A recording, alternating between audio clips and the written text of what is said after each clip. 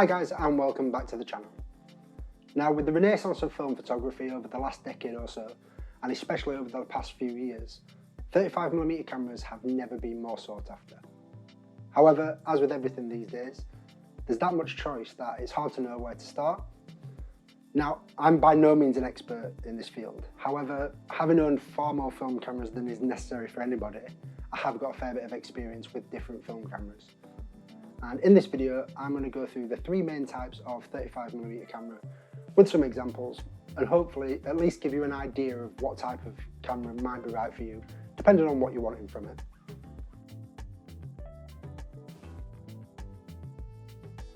So first up is point and shoots, such as the Olympus Mu and the Yashica T.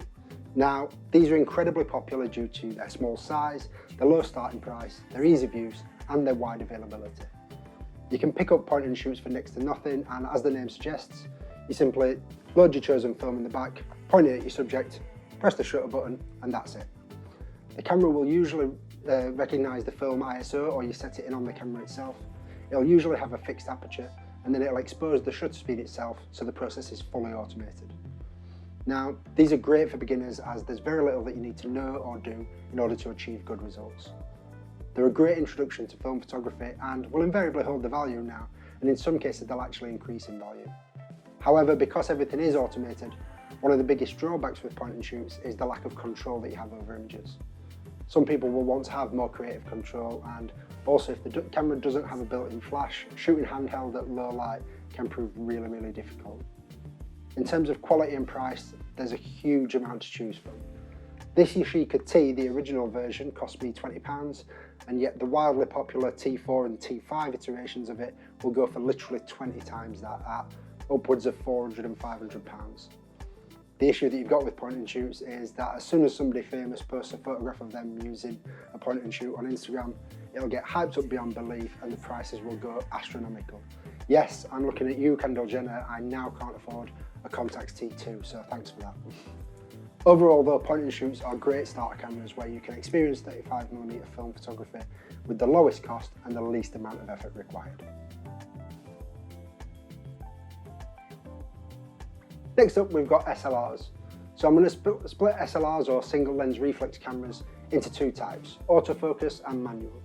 And this is because they give very different versions of the same experience.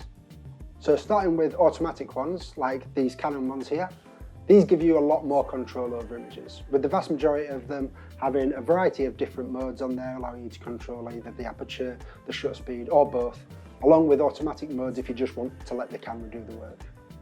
They also have autofocus, which means that although you're controlling the exposure, you don't have to worry about getting your subject in focus, as the cameras will invariably do a good job of doing that for you successfully themselves. They also have interchangeable lenses, which gives you a lot of freedom to shoot at different focal lengths with lenses of any cost or quality. Cost-wise, again, there's a huge range, but as with digital cameras, I would recommend spending a bigger portion of your budget on the lens or lenses rather than the body itself.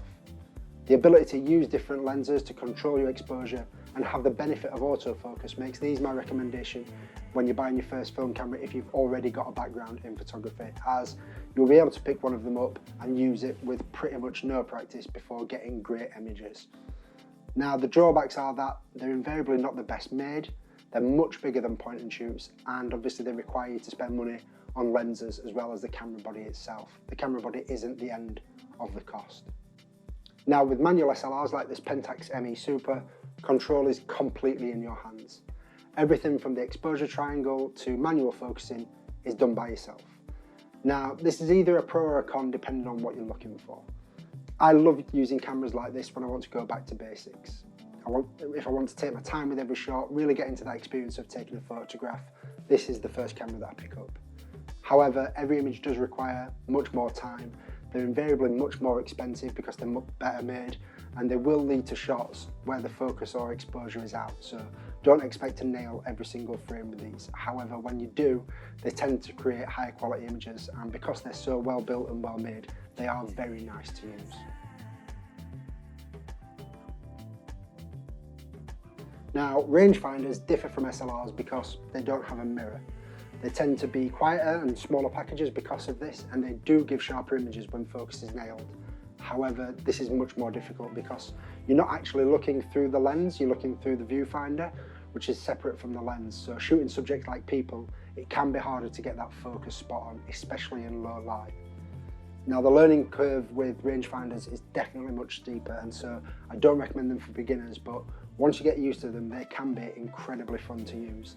Because they're smaller and quieter as well, they're great for things like street photography, and they're similar to SLRs in terms of price, with some great entry-level options right up to the holy grail that is the Leica M6, although in 2021, I think that you'd probably have to donate an organ to be able to buy one of those. I know that I certainly would. So overall, it comes down to what you're wanting out of your film camera and what your budget is. I'd always suggest lowering your budget slightly and spending extra on a few more rolls of film, as experience matters with film photography. Once you've had a few rolls developed, you see what you've done right, you see what you've done wrong. It's an expensive process, so you want to try and cut out as many mistakes as possible, as early as possible. Now, if your budget is low and you just want to easily and quickly take photographs without worrying too much about the process, I would definitely look at going down the point and shoot route. If you're wanting a bit more control and a bit more versatility, but still want to be able to shoot relatively quickly, then an SLR with autofocus is definitely going to be a better option for you. If you want to have complete control over your images and really get into the process of film photography, then I would suggest trying out an SLR and a rangefinder, see which you enjoy the most, and then take it from there. I would always suggest trying them out first because they're very different versions of a similar experience. Now, I hope that you found this video useful. If you have, please drop a like on the video, subscribe, do all those other things that you get asked to do in videos like these. Other than that, make sure that regardless of whatever camera it is that you use, just get out there, get shooting, and I'll see you in the next video.